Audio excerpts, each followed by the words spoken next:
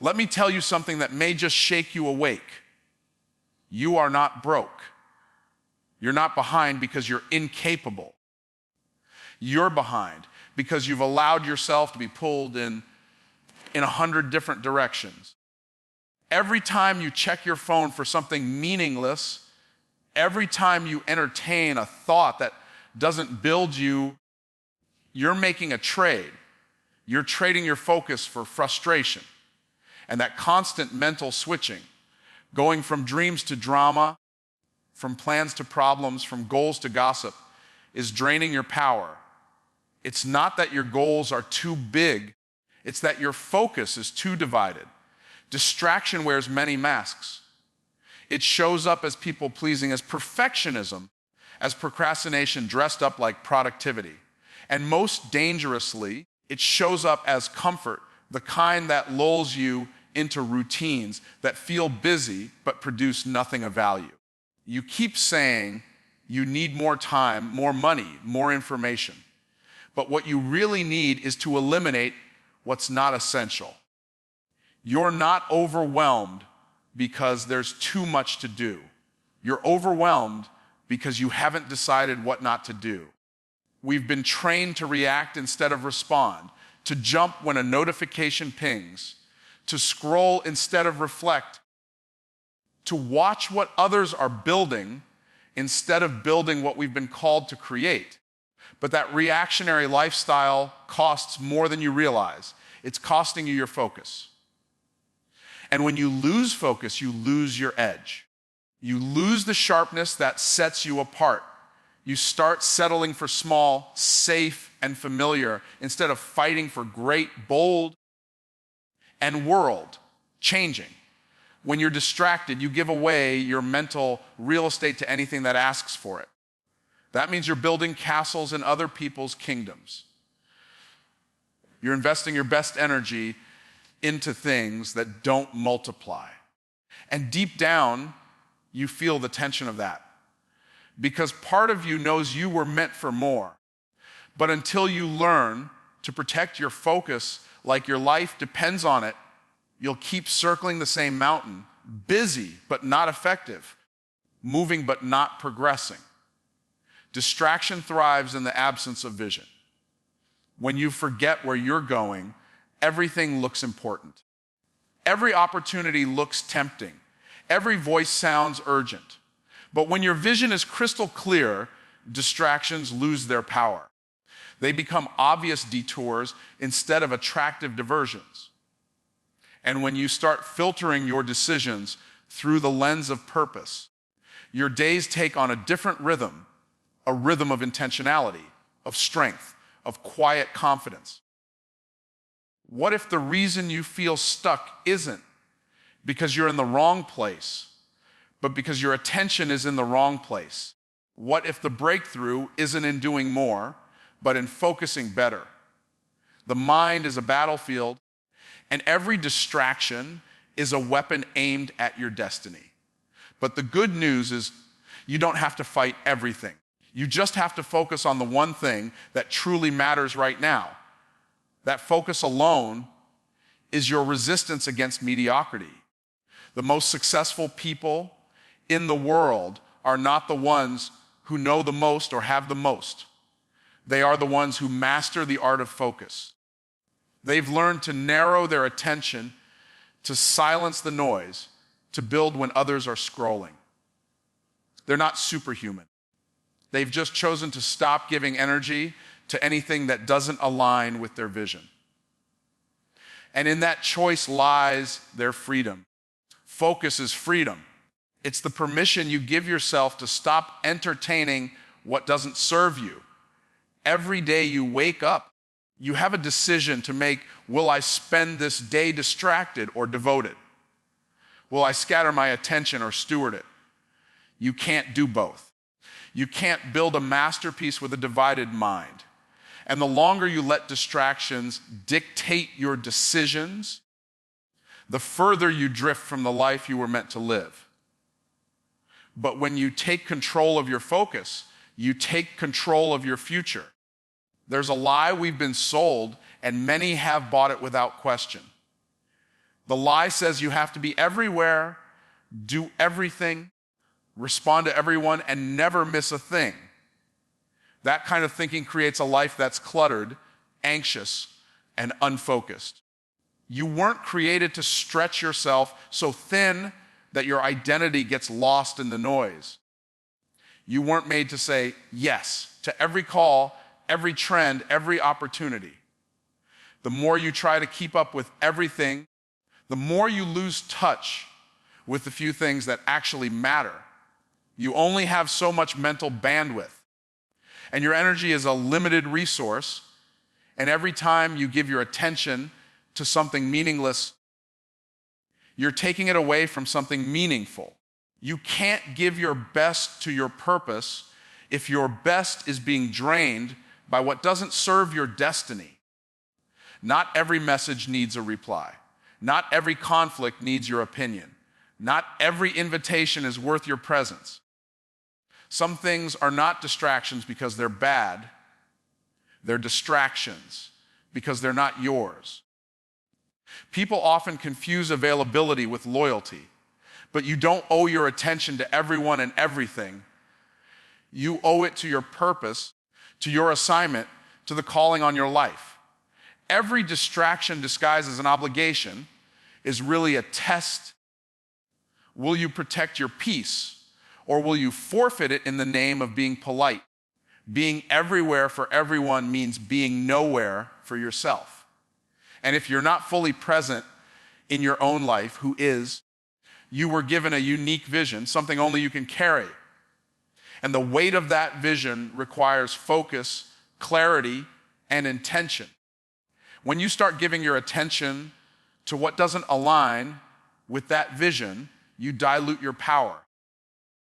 It's like watering 1,000 seeds, but never nurturing the one that was meant to grow. You can't multiply your impact if you're constantly divided by distractions. Greatness demands exclusivity. It demands that your attention not be for sale to the highest bidder of convenience or comfort. There's nothing wrong with being informed, involved, or inspired by what others are doing. But when your focus becomes consumed by comparison or competition, you're off track. You weren't called to mimic someone else's lane. You were called to dominate your own. And domination requires discipline. It requires you to decide that your attention is sacred and that anything not aligned with your purpose has to be filtered out, no matter how loud, urgent, or attractive it may seem. There will always be noise. There will always be new things, new people, new opportunities vying for your attention. The real question is, have you developed the discernment to know the difference between something that helps you grow and something that drains you slowly? Most people don't burn out from working too hard. They burn out from working on the wrong things, from saying yes to everything and wondering why nothing feels right. When you begin to prioritize what truly matters, you'll be surprised how much peace returns to your mind. You'll stop chasing what's popular and start building what's purposeful. You'll stop letting the urgent crowd out the important. You'll move from scattered motion to strategic movement. And when that happens, momentum is no longer a mystery.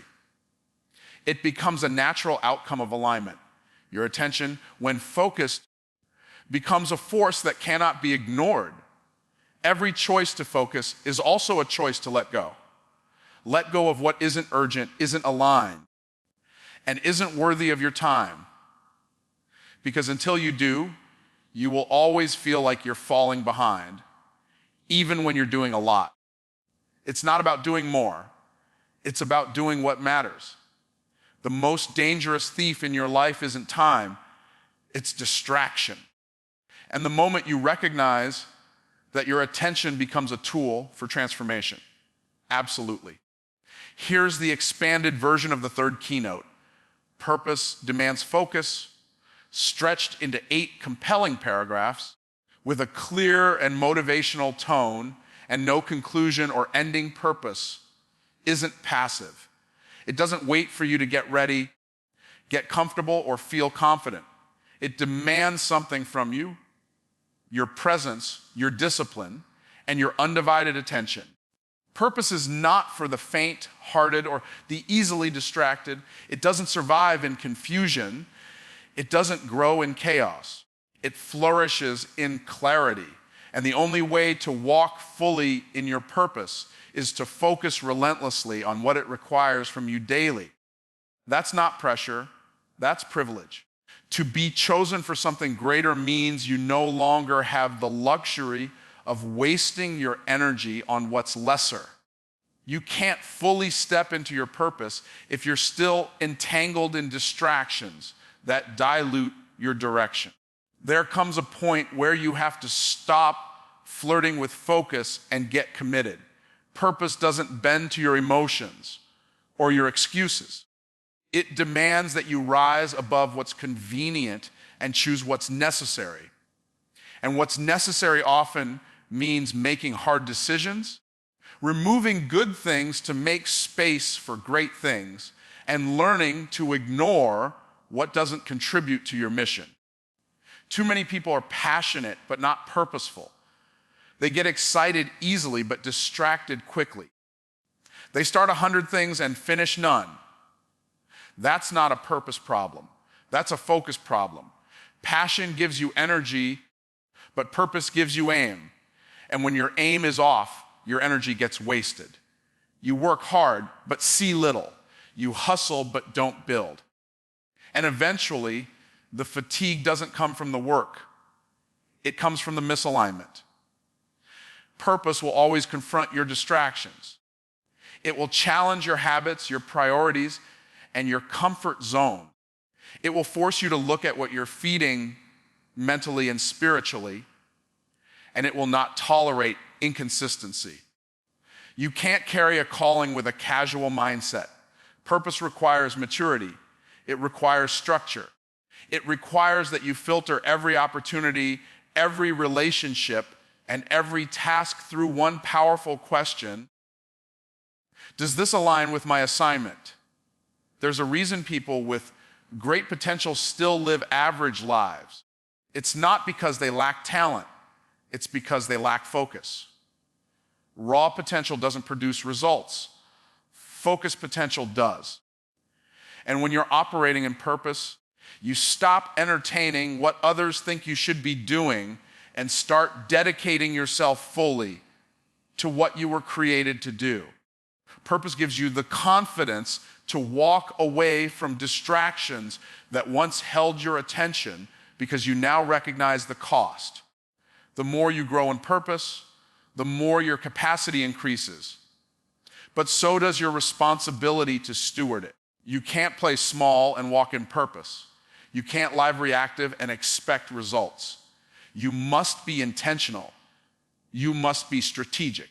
And most of all, you must protect your focus like your future depends on it, because it does. Every day you delay your purpose, someone else is waiting for what you were assigned to deliver. Your purpose isn't just about you, it's about the lives connected to you. And every time you let distraction win, you're not just robbing yourself. You're withholding the breakthrough someone else needed. That's why purpose isn't optional. It's an assignment, and assignments have deadlines.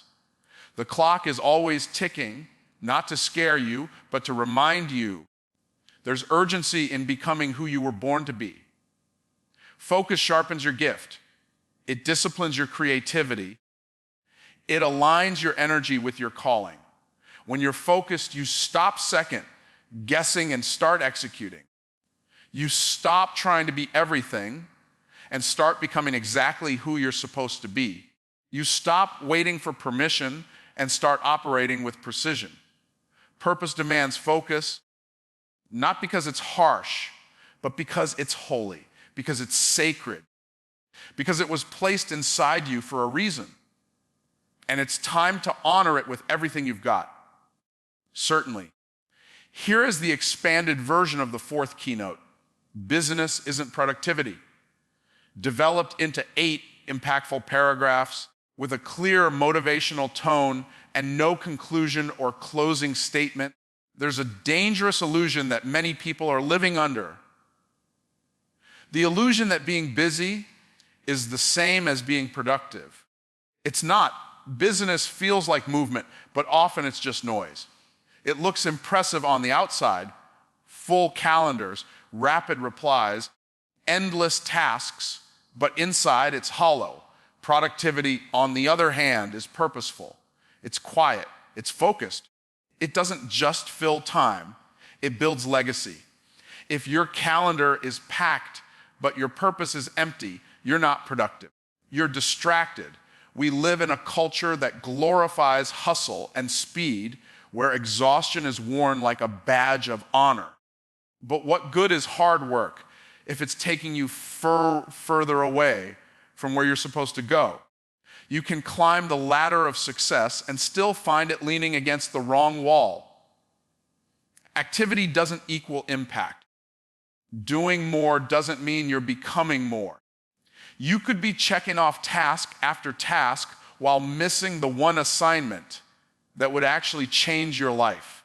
Real productivity is not about how much you do, but about what you do and why you do it. When you're productive, your actions are aligned with your vision. Your time has intention behind it. You don't just respond to everything, you choose deliberately. You operate from a place of clarity, not chaos. And because you know what matters, you also know what doesn't. That awareness is what gives you power in a world that constantly tries to pull you in 100 directions. Busyness is often a mask for avoidance. People stay busy so they don't have to face the hard questions. Am I doing what I was created to do? Am I building something meaningful or just moving to avoid discomfort? It's easy to hide behind a full schedule. It makes us feel important. But when the day is over and the dust settles, importance without impact is just noise. And if we're honest, many of us are addicted to that noise because silence would force us to confront the truth. Productivity requires discernment. It requires you to pause and ask yourself if what you're doing today is creating the future you want. Are you planting seeds or just rearranging the soil? Are you building or are you busy? It's not about how fast you move. It's about whether you're moving in the right direction. You can run 100 miles an hour and still be completely lost. That's the difference between being busy and being productive. One makes you feel like you're winning. The other makes you actually win. There is a kind of work that leaves you drained and empty. And there is a kind of work that, even though it's hard, gives you life. Productive people understand that difference. They say no to things that don't contribute to the mission. They delegate what doesn't require their genius. They automate the repetitive and eliminate the unnecessary. They don't confuse motion with momentum. And because of that, every step they take compounds towards something greater. Business feeds your ego, but productivity feeds your purpose. One makes you look like you're in control. The other proves that you are. Busy people are reactive. They live on defense, constantly catching up. Productive people are proactive. They live on offense, setting the pace. They don't just manage time, they master their priorities. And in doing so, they gain clarity, peace, and results that outlast the chaos around them. You don't need to do more. You need to do less, but better. You need to strip away the unnecessary so that what remains is powerful, essential, and impactful. Because the truth is, you were never called to be busy. You were called to be effective. You weren't designed to just spin in circles of activity. You were made to create, to build, to move with intention. And that begins the moment you stop worshiping business and start valuing true productivity. Certainly. Here's the expanded version of the 5th keynote Clarity precedes breakthrough. Written in a strong motivational tone, extended into 8 full paragraphs without an ending or conclusion, breakthrough doesn't begin with effort. It begins with clarity. You can hustle for years, push harder, wake up earlier, and still feel like you're stuck in the same place. Why? Because force without focus leads to frustration. You don't need more hours in the day. You need to be certain about what you're building and why. When you're clear, you don't waste energy on confusion. You move with precision. You stop spinning in circles and start stepping forward with intention. So many people are tired, not because they're doing too much, but because they're doing too much of the wrong thing. They're grinding without guidance, chasing goals that don't belong to them, living out someone else's version of success. And without clarity, everything feels urgent. Everything feels important. So you say yes to what looks good in the moment. And before long, your life is filled with noise instead of meaning. Clarity is the filter that separates distraction from direction. When you get clear, decisions become easier. You stop hesitating. You stop asking for permission. You stop second-guessing yourself. Clarity doesn't just give you answers, it gives you authority. It removes the fog and aligns your actions with your purpose. You no longer waste time chasing things that don't lead to your destiny. You start to understand that everything doesn't deserve your energy and not every opportunity is your assignment. People who lack clarity are often the busiest. They keep moving just to avoid feeling lost. But motion isn't progress. Business without clarity is like running on a treadmill. You're exhausted, but you're not getting anywhere.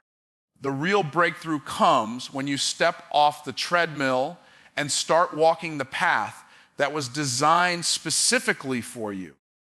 And that path only becomes visible when you pause long enough to see where you actually want to go. You don't find clarity in the crowd. You find it in the quiet. It's not always loud or dramatic. Sometimes it's a whisper, a persistent nudge, a simple truth you've been avoiding.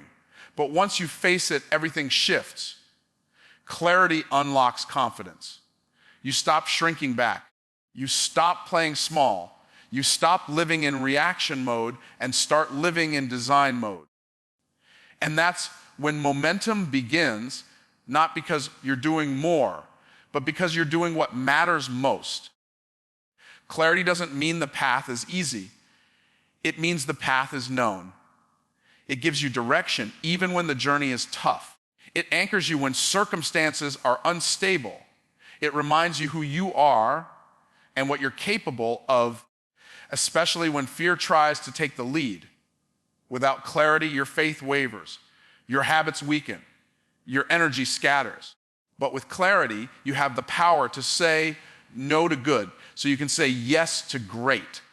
It's possible to be highly talented, incredibly passionate, and still stuck if you lack clarity. Talent without direction creates wasted potential. Passion without purpose creates burnout. But when your gifts are aimed with clarity, they become weapons of impact. They stop being random sparks of inspiration and start becoming a sustained fire that lights your way forward. That's the kind of focus that separates the ordinary from the unstoppable. Clarity is the prerequisite for breakthrough. It's not optional. It's not a luxury. It's essential. Without it, you'll keep hoping things get better while repeating the same cycles. But when clarity comes, confusion leaves. You stop hoping and start planning. You stop wandering and start building. And that shift is where transformation begins. Your mind is the control center of your life. Everything you do, say, and become is first filtered through the thoughts you allow to live inside your head. That's why protecting your mental environment is not just a nice idea. It's a necessary discipline. You cannot afford to be casual with what you allow to enter your mind, because what enters your mind eventually enters your life. Thoughts are seeds, and if you're not careful, you'll wake up one day surrounded by a garden of weeds that you never intended to grow. Your results don't just come from your actions. They come from your mindset. And your mindset is shaped by your mental environment. If all you hear is doubt, scarcity, fear, and negativity, don't be surprised when your decisions reflect that. You can't create a life of abundance with a mind that's been polluted by limitation. You can't lead powerfully if you're constantly second guessing your worth. That's why you must guard your mind the same way you guard your home. You wouldn't let just anyone walk into your house. So why would you let just any thought take up space in your mind? People underestimate how easily their environment shapes them. The voices you listen to, the media you consume, the conversations you engage in, they all add something to the atmosphere of your mind. Some people carry peace and others carry poison. You have to develop the discernment to tell the difference. Not everyone deserves access to your mental space. If it drains your focus, dims your vision, or disrupts your peace, it has no place in your life. No matter how familiar, entertaining, or popular it might be, when your mental environment is healthy, your creativity flows. Your decisions become sharper. Your confidence increases. You walk with clarity because your mind is no longer at war with itself. But when your mind is cluttered with opinions, pressure, comparison, and chaos, your vision gets cloudy. You start to doubt what you once believed. You hesitate when you should act. You settle for what's safe instead of reaching for what's possible. All because your internal environment has become too loud for you to hear your own direction. It takes strength to say no to what doesn't serve your peace. It takes wisdom to realize that not every debate is worth your energy, not every trend is worth your time, and not every opinion deserves your reaction. Some of the most powerful breakthroughs in life come not from doing more, but from subtracting what weakens you mentally. The wrong conversation can linger in your mind for days. The wrong influence can reroute your momentum for months. That's why protecting your mental space is one of the most strategic moves you can make. Mental clutter is just as real as physical clutter. And sometimes you need to declutter your thoughts just like you would a messy room. Ask yourself, what am I constantly thinking about that adds no value to my growth? What mental loops am I stuck in that keep me from moving forward? The truth is your mind will replay whatever you give it access to. If you keep feeding it fear, it will produce anxiety. If you feed it vision, it will produce strategy. You get to choose the input, and that input becomes your output. There is no progress without mental discipline. You can attend every seminar, read every book, follow every motivational page. But if you don't control what gets to stay in your mind, all of that inspiration will be drowned by inner noise. What you rehearse in your mind becomes the blueprint for your life. Your belief system, your confidence, your risk tolerance. It's all built in the quiet, internal conversations no one else hears. So make sure those conversations are building you, not breaking you. A strong mind doesn't happen by accident. It's trained. It's intentional. It's guarded like something sacred because it is. And once you take full ownership of your mental environment, you begin to experience peace, power, and performance on a whole new level. You stop surviving and start creating. You stop reacting and start leading. You stop letting the outside world dictate your internal world, and that's when real transformation begins.